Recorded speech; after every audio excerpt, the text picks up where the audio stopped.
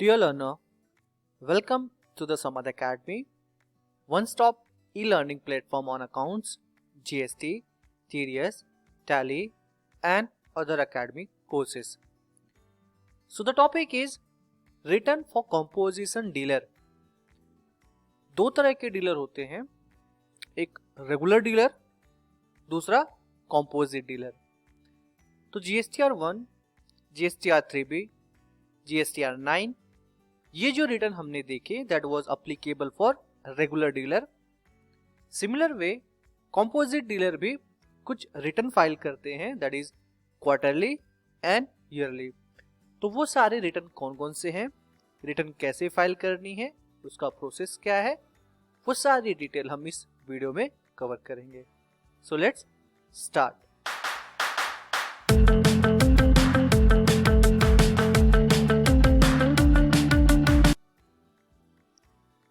Starting with who can opt for composition scheme? Yes, that is important question. Composition scheme कौन ले सकता है? तो ये चीज हमने ऑलरेडी डिस्कस किया हुआ है. सी जिसका turnover if it is not going above than 1.5 CR, तो यानी कि 1.5 CR यानी कि 1.5 करोड़ के ऊपर टर्नओवर आपका नहीं जा रहा है और आपका normal turnover that is in case of service 20 lakhs, in case of goods 40 lakhs, अगर ये क्रॉस कर रहा है नॉर्मल स्टेट में हो, तो स्पेशल कैटेगरी के भी स्टेट्स है, मैं एग्जांपल के तौर पे उन्हें कवर नहीं करता हूँ. आप ये समझ लो कि नॉर्मल के तौर पे ही अगर हम बात करें तो अगर आपका गुड्स में बिजनेस है तो 40 lakhs के अबाउट टर्नओवर, अगर सर्विस पे है 20 lakhs के अबाउट टर्नओवर. अगर मान लो यही चीज आपका स्पेशल कैटेगरी स्टेट्स है तो गुड्स के लिए 20 एंड सर्विस के लिए 10 lakhs. तो आपका टर्नओवर अगर ये स्पेसिफिक लिमिट के ऊपर जाता है but if it is below 1.5 CR, तो ऐसे केस में आप चाहो तो कंपोजिशन स्कीम यानी कि कंपोजिट डीलर के तौर पे रजिस्ट्रेशन कर सकते हो. ये चीजें हमने already at the time of registration देखा था. So it means composition scheme अपना वो पार्टी है जो ये ऑप्ट करते हैं कि हम monthly return file that is GSTR1 हम नहीं फाइल करेंगे, ना ही हम मंथली टैक्स पे करेंगे और साथ साथ में ना ही हम किसी इनवॉइस पे टैक्स पार्टी से कलेक्ट करेंगे, बल्कि हम टर्नओवर बेस्ड टैक्स डिस्चार्ज करेंगे. सो कहने का मतलब ये हो गया कंपोजिट डीलर कौन रजिस्टर करेगा, ये वो रजिस्टर करेगा जिसका टर्नओवर स्पेसिफाइड लिमिट के अबव है but if it is below 1.5 crore, तो कंपोजिशन स्कीम में ऑप्ट कर सकते हैं. तो कॉम्पोजिशन पे डायरेक्ट हम जंप करते हैं. तो कॉम्पोजिशन जो रिटर्न फाइलिंग करते हैं वो कौन सी रिटर्न फाइलिंग करते हैं? सी एक्चुअली बताओ तो फॉर फाइनेंशियल ईयर 2019-20 को दो पार्ट में यहां से डिवाइड करो. Return that is composite dealer के जो रिटर्न है वो दो तरीके से डिवाइड हो गए हैं. बेसिकली अगर आप 2007 से लेके मार्च 2000 माफ कीजिएगा 2017 दैट इज जुलाई 2017 से लेके मार्च 2019 का जो पीरियड है उस टाइम पे अगर आपने कंपोजिट डीलर लिया है तो उस टाइम पे जो आपको रिटर्न फाइल करने होते थे वो था GSTR4. GSTR4 रिटर्न हुआ करता था जो आपको फाइल करना होता था. तो but from onwards 2019 and onwards इसमें क्या हुआ, उस रिटर्न को चेंज करके दैट इज GSTR4 को रिटर्न चेंज करके उसके बदले नया फॉर्म लाया गया that is CMP composite 08 return. हालांकि ये रिटर्न आपको क्वार्टरली फाइल करना बाय नेक्स्ट मंथ ऑफ 18 आपको फाइल करना है, जहां पे आपको detail of outward supply declare करनी है और आपकी टैक्स लायबिलिटी जो भी आपको वहां पे डिस्चार्ज करना है यानी कि पे करना है. तो सबसे पहली चीज आपको अगर आपने कंपोजिट डीलर लिया हुआ है तो आपको जो रिटर्न फाइलिंग करनी है वो क्वार्टरली फाइल करनी है. सेल्फ असेस टैक्स होगा जहां पे आपको डिसाइड करना होगा कि आपका टर्नओवर कितना बना, उसके हिसाब से आपको रेट ऑफ GST के अकॉर्डिंगली टैक्स पे करना होगा. मैन्युफैक्चरर ट्रेडर हो तो 1% टैक्स, रेस्टोरेंट सर्विस प्रोवाइडर हो 5%, अदर सर्विस प्रोवाइडर हो तो 6% के हिसाब से आपका GST रेट के हिसाब से आपको टैक्स पे करना है. तो CMP 08 अब कौन फाइल करेगा? ऑब्वियस बात है जिसने कंपोजिट डीलर लिया हुआ है और उनका turnover if it is below than that तो डेफिनेटली उन्हें कंपोजिट डीलर लिया, उन्हें अपना CMP 08 क्वार्टरली रिटर्न फाइल करना है. The tax payer who have registered under composition dealer either by filing form registration 1 और through composite registration form 02 need to file composite CMP 08 as per section 10 of SCGST act. यानी कि जिस party ने भी अपना registration composition dealer के तौर पे कराया है तो डेफिनेटली उन्हें CMP 08 रिटर्न फाइलिंग करना है। बट इंपॉर्टेंट पॉइंट वही आता है कि अगर प्रायर पीरियड है 2019 के तो आपको GSTR 4 फाइल करना है, and if it is after 2019 then आपको CMP 08 रिटर्न फाइल करना है। GSTR 4 तो खत्म हो गया? नहीं, बिल्कुल नहीं, खत्म नहीं हुआ है। GSTR 4 का यहाँ पे रोल चेंज कर दिया गया है। तो GSTR 4 भी हम आगे धीरे धीरे डिस्कस करेंगे। पहले हम सबसे पहले बात करते हैं मोटे मोटे तौर पे, कंपोजिट डीलर को हर क्वार्टर में एक रिटर्न फाइल करनी है जिसका नाम है CMP 08। तो कौन कौन ऑप्ट नहीं कर सकता है composition scheme? A manufacturer of ice cream, पान मसाला, टोबैको सब्सटीट्यूट्स। तो अगर आपका बिजनेस इस प्रोडक्ट में है, इस टाइप ऑफ कैटेगरीज में आता है तो आप कंपोजिशन स्कीम में नहीं जा सकते हो। Engage in inter state supply, अगर आप एक स्टेट से दूसरे स्टेट में सप्लाई करते हो तो भी आप बिल्कुल नहीं कंपोजिट स्कीम नहीं ले सकते हो। Casual taxable person, NRI, engage in supply of goods through an electronic commerce operator, that is e-commerce के through making supply of non taxable goods, आप कंपोजिट डीलर में नहीं जा सकते हो। अब हम स्टार्ट करते हैं। बहुत सिंपल है फाइलिंग करना। CMP 08 यानी कि कंपोजिट डीलर के रिटर्न फाइलिंग करना बहुत ही सिंपल है, कोई टफ टास्क नहीं है। ये तो अगर टैक्स पेयर खुद भी चाहे तो खुद भी फाइल कर सकते हैं। अगर देखो दो तरह के होता है, अगर आपने कंपोजिट डीलर स्कीम ले लिया और आपको नील रिटर्न फाइलिंग करनी है जहां पे आपका कोई सेल्स परचेज कुछ भी नहीं है तो आप नील रिटर्न फाइल कर सकते हो। आप पोर्टल लॉग इन करो, रिटर्न डैशबोर्ड पे जाओ, पीरियड सिलेक्ट करो, prepare online, that is CMP 08 prepare online. Option अगर नील रिटर्न है तो आप सारा का सारा इंफॉर्मेशन आपको यहाँ पे सेव करके यहाँ पे ऑप्शन दिया हुआ है फाइल नील GST CMP 08, आपको यहाँ पे टिक कर देना है। यहाँ पे टिक करने के बाद सीधा आपको क्लिक करना है प्रोसीड टू फाइल। आपने यहाँ पे टिक किया file nil CMP 08, proceed to file, और आपका रिटर्न आगे यहाँ से खत्म हो जाता है। Success, that's it. बट अगर हम बात करें कि अगर आपको प्रॉपर यानी कि नील रिटर्न नहीं नॉर्मल रिटर्न फाइलिंग करना, जहां पे आपका आउटवर्ड सप्लाई है, जहां पे आपको टैक्स पे करना है, तो उस केस में क्या करना है, वहां पे कौन कौन से टैब है, कौन कौन सी इंफॉर्मेशन क्लिक करनी है, आपको वहां पे नील रिटर्न के बदले यहाँ पे टिक नहीं करना है, यहाँ पे टिक करना नहीं है आपको, बिकॉज आपको प्रॉपर डिटेल यहाँ पे एंटर करनी पड़ेगी। तो क्या क्या डिटेल्स एंटर करनी है, देखिए 4 टेबल है यहाँ पे information. Outward supplies including exempt supply, outward supply including exempt supply, outward कितना आपने सप्लाई किया बट जो कि टैक्सेबल है, दैट इज टैक्सेबल यानी कि जिसमें आपने टैक्स लगता था, जिसमें एग्जेम्प्ट की बात नहीं है, जो कि GST में कवर्ड है टैक्सेबल इवेंट कवर के तौर पे। पॉइंट नंबर 2 में inward supply attracting reverse charge mechanism, reverse charge यानी कि आपने ऐसे जो परचेज किए जहां पे रिवर्स चार्ज के तौर पे आपकी लायबिलिटी बनती है, वो भी आपको पॉइंट नंबर 2 में डिस्क्लोज करना है। टैक्स पेबल आपका आ जाएगा यहाँ पे, that is including normal tax supply, and then after आपका आ जाएगा यहाँ पर या आउटवर्ड सप्लाई यानी कि वैल्यू की बात हो रही है, यहाँ पे याद रखना वैल्यू यानी कि टोटल सेल कितना किया आपने, और GST रेट के अकॉर्डिंगली आपका अमाउंट यहाँ पे ऑटोमेटिकली आ जाता है। रिवर्स चार्ज कितना था टोटल, और कोई इंटरेस्ट है, कोई लायबिलिटी है, कुछ भी अमाउंट है, तो आपको वहां पे एंटर करना है, proceed to file. Success, save, return filing done. That is return filing नहीं, मान लो सॉरी माफ कीजिएगा, वो सबमिट हुआ है।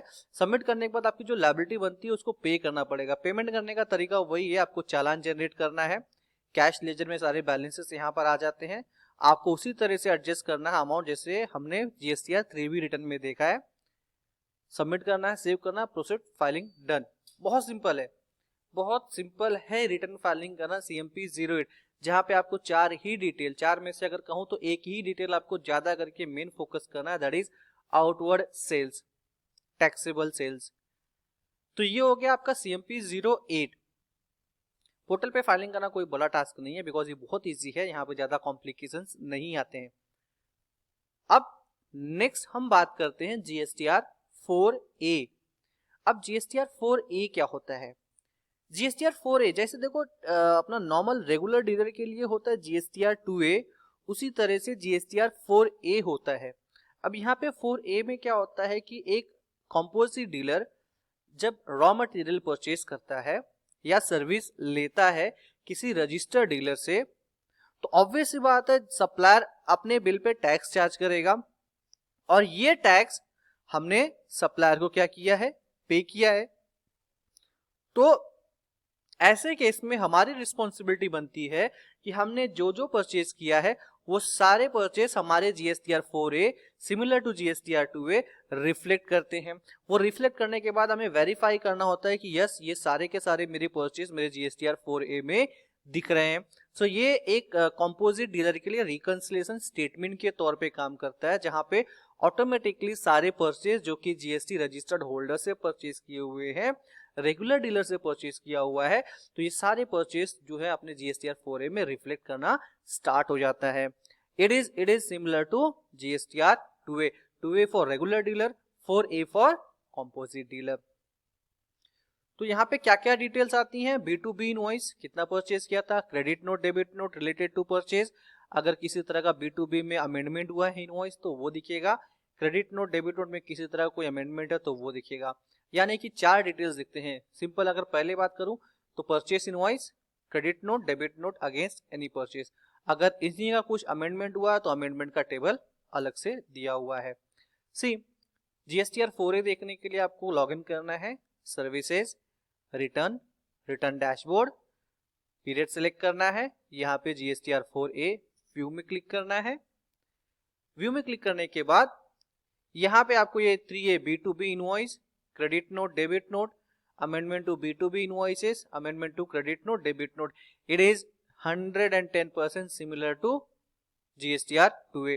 आप किसी भी 3A 3B यानी B2B इनवॉइस में क्लिक करो तो आपको यहाँ पे रिफ्लेक्ट हो जाएगा कि आपने कितना परचेज किया, उसका इनवॉइस नंबर क्या था, डेट क्या था, प्लेस ऑफ सप्लाई क्या है, टैक्सेबल वैल्यू, अमाउंट एंड कितना है, ये सारी चीजें आपको रिफ्लेक्ट होनी स्टार्ट हो जाती हैं, जो कि आपको वहां पे रिकंसाइल करना होगा। अब GSTR 4 रिटर्न भी एक रिटर्न है, लेकिन GSTR 4 पे हम लोग डिस्कस करें तो एक क्विक रिवीजन के तौर पे देख लेते हैं कि क्या GSTR जो CMP 08 है, क्या वो डेटा हम टैली से प्रिपेयर कर सकते हैं, क्या उसकी एंट्री हमारे सिस्टम टैली सपोर्ट करता है, टैली प्राइम सपोर्ट करता है। तो GSTR 4 रिटर्न पे मूव करने से पहले हम एक टैली में देख लेते हैं कि ये डेटा दिखता कैसा है। So we are in tally right now, so let's move to check out CMP 08 from Gateway of Tally, display, statutory report। See CMP 08 and GSTR 4 दोनों रिटर्न हमारे पास अवेलेबल है। दोनों में डिफरेंस क्या होता है मैं थोड़ी ही देर में आपको एक्सप्लेन करूंगा। First of all composite dealer जो होते हैं उन्हें जो फाइल करना है क्वार्टरली, वो दैट इज CMP 08। मैंने यहाँ पे सिलेक्ट किया, क्वार्टर सेलेक्ट कर लेना, लेट से मैं अक्टूबर टू दिसंबर सेलेक्ट करता हूँ। See this is the entry, ये कुछ एंट्रीज हैं जो यहाँ पे आप देख सकते हो। तो CMP 08 में जहाँ पे आपकी लाइबिलिटीज होती है, यानी कि जहाँ पे आपका लाइबिलिटी अराइज होता है, वहां पे आपको ये पूरा का पूरा डेटा रिफ्लेक्ट होता है, टैली में दिखाता है। As you can see that outward supply that attracts liability, that is taxable supply. You made the supply of 1,82,000 which cover under one rated of GST. So 50% of 1% यानी कि 0.5% CGST and 0.5% SGST, ये आपको based on total turnover tax आपको पे करना है। Along with that you have to pay inward supply which is tax payable on reverse charge mechanism, यानी कि आपने ऐसे कुछ परचेज किए जिसपे RCM टैक्स पे करना है वो भी। तो आप जब CMP 08 फाइल करोगे तो ये डेटा आपको वहाँ पे फिल करना है, टेबल नंबर 1, फिर टेबल नंबर 2 में हमने देखा था वहाँ पॉइंट नंबर 2 में RCM डेटा भी फिल करना है। सो अल्टीमेटली आपको जो टैक्स डिस्चार्ज करना है दैट इज CGST 1810, SGST भी 1810, यानी कि 3620 का आपको चालान क्रिएट करना है, पेमेंट करना है। सिंपली आपको CMP 08 रिटर्न फाइल कर देना है। फाइलिंग करना बहुत सिंपल है, कोई टफ टास्क नहीं है। तो ये हो गया आपका कहने का मतलब CMP 08 डेटा कैसे व्यू कर सकते हो, बहुत सिंपल है as compare to GSTR 1 and GSTR 3B। अब हम मूव करते हैं, जो कि हमारा टॉपिक नेक्स्ट है वो है दैट इज GSTR 4 रिटर्न।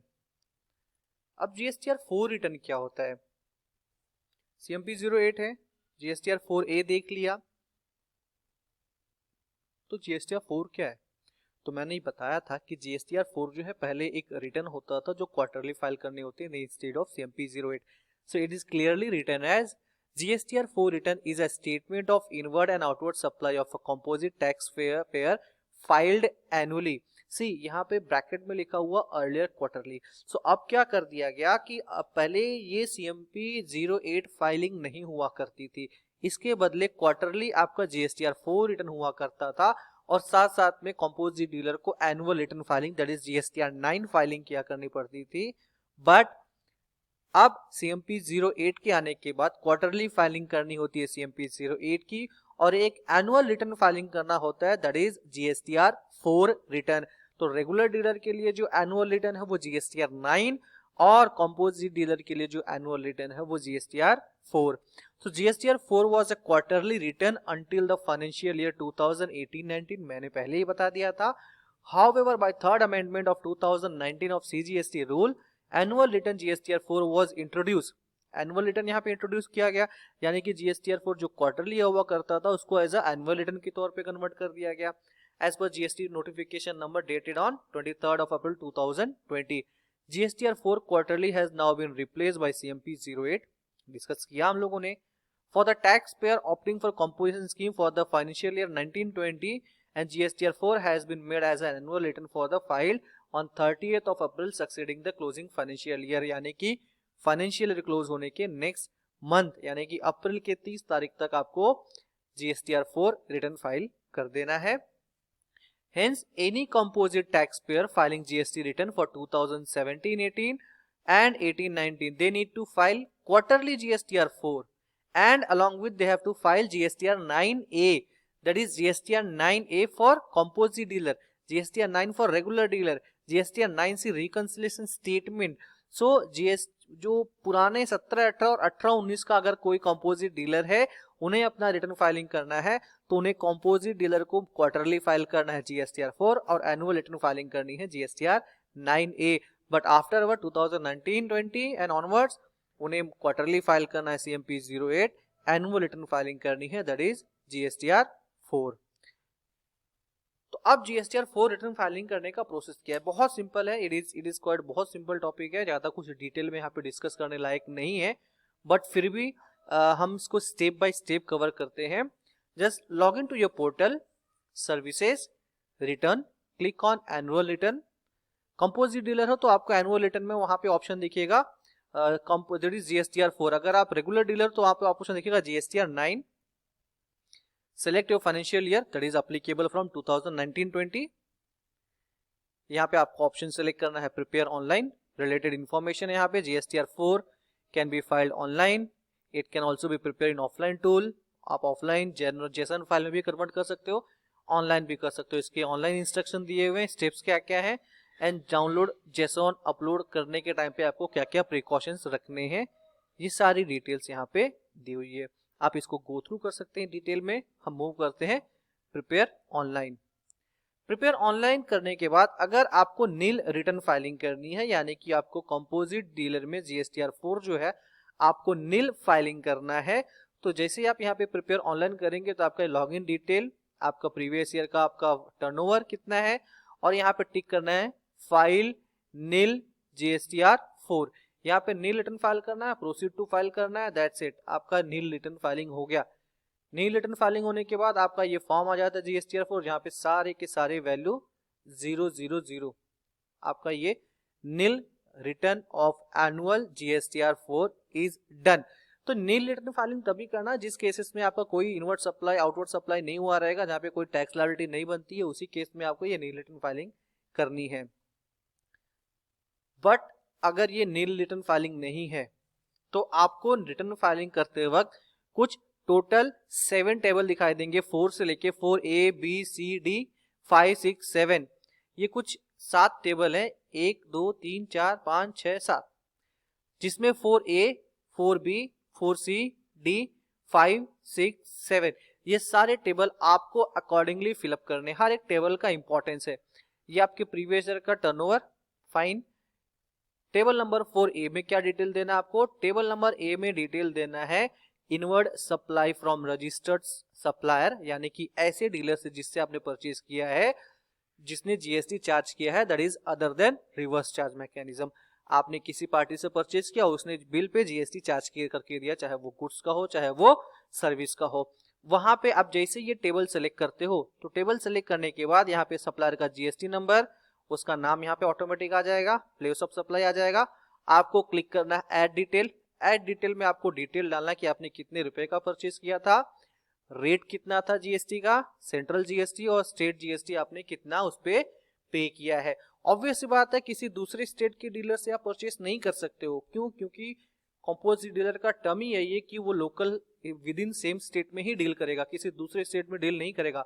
अगर दूसरे स्टेट में डील करते हो तो आप कंपोजिट डीलर का ऑप्शन सेलेक्ट ही नहीं कर सकते हो। तो ये हो गया आपका पहला 4A, जहां पे आपने inward supply from registered dealer purchase किया, ये आपको सेव कर देना है। सिमिलरली अगर आपके मल्टीपल हैं तो आपको सारे के सारे मल्टीपल आपको सिलेक्ट करके सेव कर देने हैं।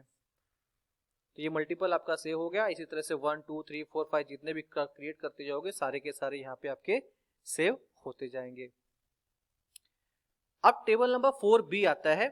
4B यहाँ पे देख सकते हो, inward supply from unregistered, that is sorry माफ कीजिएगा, registered supplier, invert supplies from registered supplier and that is reverse charge mechanism. ऐसे डीलर जिससे आपने परचेज किया है लेकिन पार्टी ने जीएसटी आपसे चार्ज नहीं किया, बट उस केस में आपको रिवर्स चार्ज मैकेनिज्म पे टैक्स अप्लीकेबल है, तो ऐसे पार्टी के भी डिटेल आपको यहाँ पे सबमिट करने होंगे। पार्टी का जीएसटी नंबर, लीगल नेम आ जाएगा, देन आफ्टर उनका टोटल आपको यहाँ पे ऐड डिटेल पे क्लिक करना है, टैक्सेबल वैल्यू कितना था, रेट कितना है, सीजीएसटी एसजीएसटी कितना है। तो ये किस केस में अप्लीकेबल होगा? ये केस में अप्लीकेबल हो सकता है जैसे कि लीगल सर्विसेज हो गई, जो आपने किसी लॉयर फर्म से कोई लीगल सर्विस ली रहेगी, किसी ट्रांसपोर्टर से आपने कोई सर्विस ली रहेगी, that is goods transport agency, जो जीएसटी में रजिस्टर्ड है लेकिन आपसे जीएसटी चार्ज नहीं करेंगे, बट आपको रिवर्स चार्ज पे टैक्स वो पे करना होगा। तो ये डिटेल भी आपको यहाँ पे सेव करनी है। तो टेबल नंबर 4B भी आपको फिलअप करना है। जैसे कि आपने एक डिटेल फिल किया, दूसरा डिटेल फिल किया, तो ये आपको सेव कर देना है। अब मूव करते हैं थर्ड, दैट इज 4C पे। 4C में आपको इंफॉर्मेशन देनी है, inward supplies from unregistered dealer. आपने ऐसे कितने परचेज किए हैं जिससे जिससे उस पार्टी जीएसटी में रजिस्टर्ड नहीं है और ना ही उसने कोई हमसे टैक्स कलेक्ट किया। अब यहाँ पे सबसे इंपॉर्टेंट चीज है, हमें डिटेल देना है तो क्या जीएसटी नंबर तो है ही नहीं, तो क्या डिटेल दूं मैं? यहाँ पे इंपॉर्टेंट ये है कि अगर रिवर्स चार्ज है तो रिवर्स चार्ज पे टिक करना है, अगर रिवर्स चार्ज अप्लीकेबल है उस केस में तो रिवर्स चार्ज अप्लीकेबल नहीं है तो सप्लायर का जीएसटी नहीं है, बट यहाँ पे उसका पैन नंबर तो आपको यहाँ पे देना ही पड़ेगा। ट्रेड नेम, लीगल नेम जो भी रजिस्टर होगा पैन नंबर के हिसाब से। Place of supply, state by default intra state ही होगा, यानी कि ऐसे रजिस्टर्ड जो जीएसटी में रजिस्टर्ड नहीं है अगर आप उनसे भी परचेज करते हो तो मेक श्योर कि आप उनका पैन नंबर कलेक्ट करना ना भूलें। पैन नंबर यहाँ पे आपको डिटेल अपडेट करनी पड़ेगी, आपको उनका डिटेल, आपने जिससे परचेज किया सारे के सारे लोगों का पैन नंबर, पार्टी का नाम, रिवर्स चार्ज है तो यस, नहीं है तो नो, टैक्सेबल वैल्यू कितना, टोटल की बात कर रहा हूं मैं, सिंगल इनवॉइस की बात नहीं कर रहा, टोटलिटी में कितना परचेज किया है। अगर रिवर्स चार्ज रहेगा या फिर रिवर्स चार्ज नहीं है तो उस केसेस में आपका रिवर्स चार्ज है तो ऑब्वियस सी बात है टैक्स यहाँ पे अप्लीकेबल हो जाता है। रिवर्स चार्ज में अगर कवर्ड नहीं है तो कोई भी लायबिलिटी ऑब्वियस सी बात है बनती नहीं है। बट ये इंपॉर्टेंट इसलिए है कि यहाँ पे पैन नंबर से पता चलेगा कि ये पार्टी अगर आपको 2,16,000 रुपए का माल बेच रही है तो हो सकता है ऐसे अगर 10 पार्टी भी उनके पास होंगे तो 20 लाख रुपए का तो उन्होंने सेल कर दिया, तो क्या इनका टर्नओवर क्रॉस नहीं हो रहा जीएसटी के लिए? ऑब्वियस सी बात है गवर्नमेंट ऑफिसर को इससे पता चलेगा, इनकम टैक्स डिपार्टमेंट को पता चलेगा कि पार्टी का टोटल अर्निंग कितनी है, टर्नओवर कितना है, एंड बेस्ड ऑन दैट उन्हें रजिस्ट्रेशन करना चाहिए या नहीं करना चाहिए, और बेस्ड ऑन दैट उनका इनकम टैक्स कितना होता है वो कंप्यूट करने में आसानी होगी। तो कहने का मतलब अगर आप अनकम्पोजिट डीलर हो, अनरजिस्टर्ड पार्टी से परचेज करते हो तो मेक श्योर पार्टी का पैन कलेक्ट करना ना भूलो, बिकॉज वो डिटेल आपको डिक्लेयर करनी पड़ेगी। So that is point number 4C।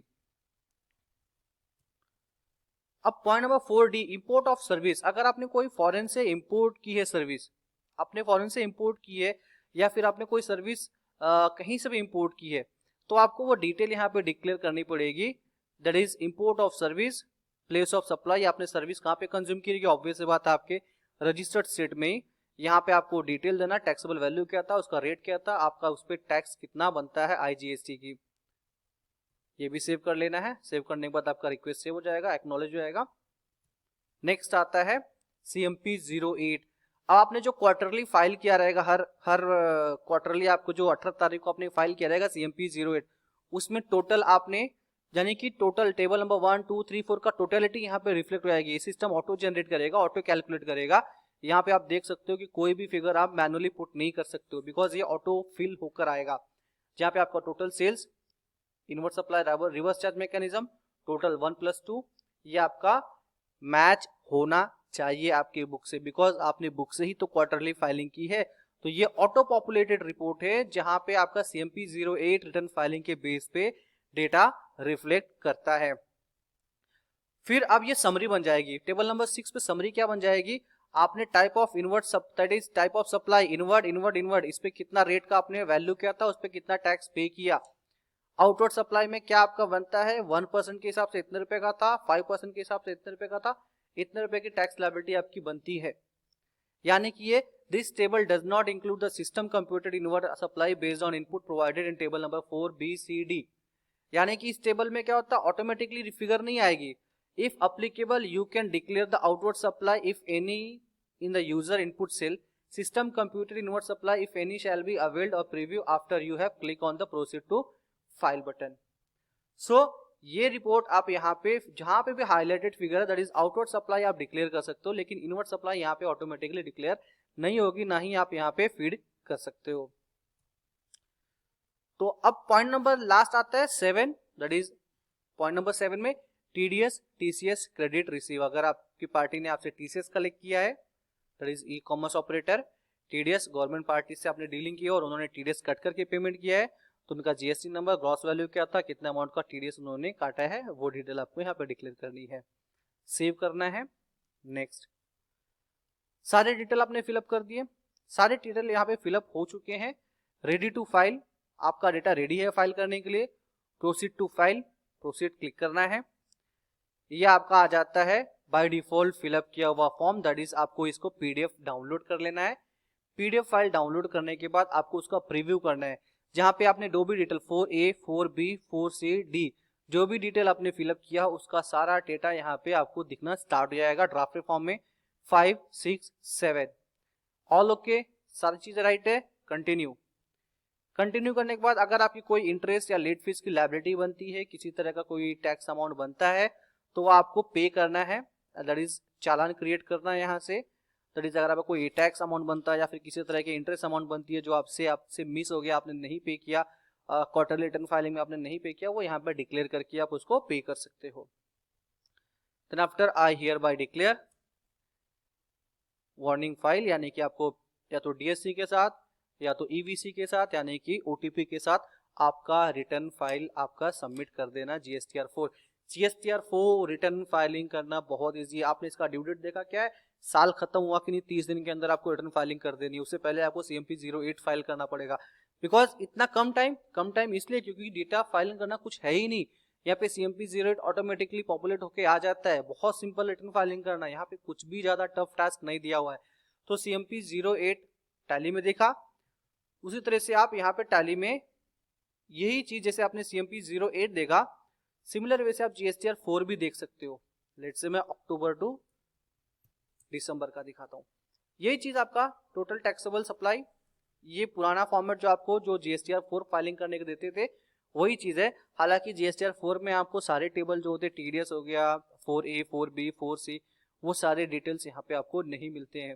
I am sure आने वाले टाइम में टैली GSTR4 को जो एनुअल रिटर्न फाइलिंग हो गया उसको अपडेट करेंगे और वो डिटेल भी यहाँ पे मिल जाएगा। तो आप देखोगे GSTR4 एंड CMP 08 में कोई डिफरेंस है? बिल्कुल नहीं, कोई डिफरेंसेस नहीं है। F12 कॉन्फ़िगरेशन में आप ज़्यादा कुछ डिटेल दिया नहीं हुआ है, बल्कि उसी चीज़ को आप एज अ डिटेल में करके देख सकते हो। हालांकि मैं टैली से ये क्वेरी अपडेट करूंगा कि GSTR4 जो है आपने जो दिया है उसको मॉडिफाई करो, बिकॉज GSTR4 जो है उन्होंने क्वार्टर बेस पे जो रिटर्न फाइलिंग होती थी उसी का मॉड्यूल अभी भी यहाँ पे रखा हुआ है। लेकिन टैली से रिक्वेस्ट की जाएगी कि इसका फॉर्मेट चेंज करो और जो एक्चुअल में अभी जो एनुअल रिटर्न फाइलिंग करनी उसके हिसाब से डेटा प्रिपेयर करने का ऑप्शन दिया जाए। So yes, this is the process to file CMP08, reconcile GSTR 4A, and to file GSTR 4. So I hope you are clear with that कि कॉम्पोजिट डीलर कौन कौन सी फाइलिंग करता है, कैसे डेटा प्रिपेयर करता है. डेटा प्रिपेयर करना, filing करना कोई टफ टास्क नहीं, बहुत इजी है. So for any further query related to composite dealer, related to anything, we are available on this given contact number. You can reach us anytime. Thank you. See you in the next video.